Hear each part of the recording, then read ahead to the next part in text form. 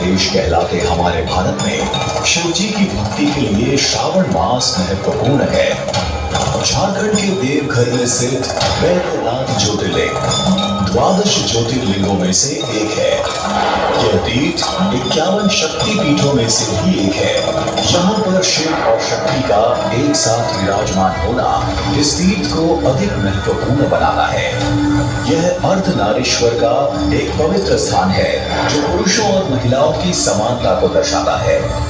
एक सादे पत्थर से बना बाबा बैद्यनाथ का पूर्वाभिमुख मंदिर 72 फीट ऊंचा है। इस अनूठे तीर्थ में लक्ष्मी नारायण मंदिर, मां पार्वती मंदिर, मां संध्या मंदिर और मां काली का मंदिर भी विद्यमान है। इस पवित्र भूमि में शिवलिंग की स्थापना श्री हरि अर्थात भगवान विष्णु द्वारा होली के शुभ दिन पर की गई थी। उस शुभ अवसर को आज भी हरिहर मिलन के रूप में मनाया जाता है। शहर में शोभा यात्रा का आयोजन होता है। भगवान श्री कृष्ण की मूर्ति को बाबा बैद्यनाथ के मंदिर में लाया जाता है। यह भारत का एकमात्र तीर्थ है जहां शिव जी को गुलाल भी अर्पण होता है। भारत के प्राचीन और अत्यधिक लोकप्रिय तीर्थों में से एक इस अद्वितीय तीर्थ में हर साल श्रावणी मेला लगता है। महीने भर चलने वाला श्रावणी मेला भारत में सबसे लंबे समय तक चलने वाले उत्सवों में से एक है। इस मेले में भारत भर से लाखों श्रद्धालु आते हैं। कांवड़िया कहे जाने वाले यह तीर्थ यात्री सुल्तानगंज से गंगा जल लेकर बोल बम का जाप करते हुए 108 किलोमीटर की पद यात्रा करके बैद्यनाथ मंदिर पहुंचते हैं। देवों के देव महादेव को गंगा जल का अभिषेक करते हैं और 3 वर्ण वाले बेल पत्र चढ़ाते हैं। इस पवित्र यात्रा को पूर्ण करने वाले को अश्वमेध यज्ञ का पुण्य मिलता है।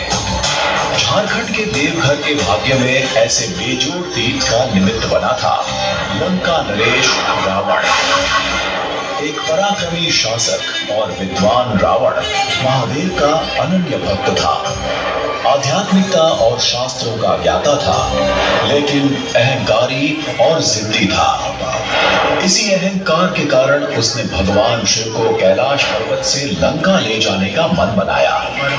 इसके लिए वह कठोर से कठोर तपस्या करने के लिए भी तैयार था। उसने अपना सिर शिव जी को अर्पण कर दिया। शिव जी ने उसे नया सिर दे दिया। उसने जब 10वीं बार अपने सिर का बलिदान दिया तब भगवान शिव उसकी तपस्या देखकर प्रसन्न हुए, उसकी इच्छा का स्वीकार किया, लेकिन एक शर्त पर। शिव जी की प्रसन्नता से स्वर्ग में हाहाकार मच गया।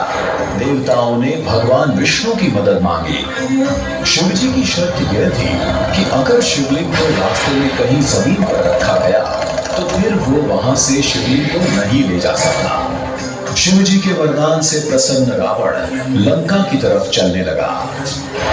देवगण व्याकुल था। रावण के अधिक शक्तिशाली हो जाने के डर से चिंतित था। तभी भगवान विष्णु ने देवी गंगा का आह्वान किया और रावण के शरीर में प्रवेश करने को कहा, जिससे रावण शिव जी का अनन्य भक्त था। वह जानता था कि लघुशंका के पश्चात बिना हाथ धोए शिवलिंग को छू नहीं सकता।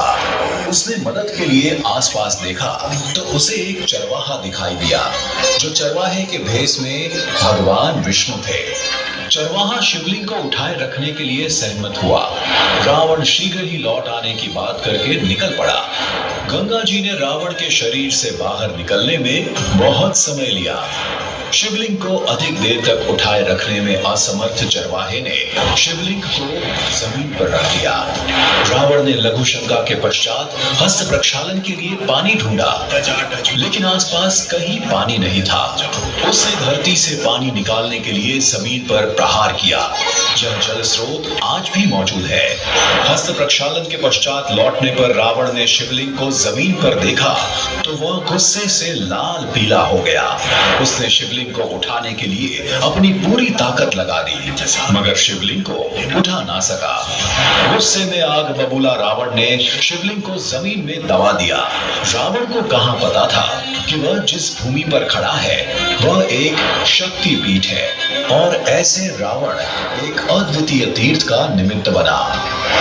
ऐसे बेजोड़ तीर्थ के प्रति अखूट श्रद्धा रखने वाले हर साल यहाँ आने वाले लाखों श्रद्धालुओं के हम आभारी हैं। बाबा बैद्यनाथ की कृपा सब पे बनी रहे, ऐसी प्रार्थना के साथ हम अंतःकरण से कहते हैं कि इस पावन भूमि पर आपका सदैव स्वागत है। जय बाबा बैद्यनाथ।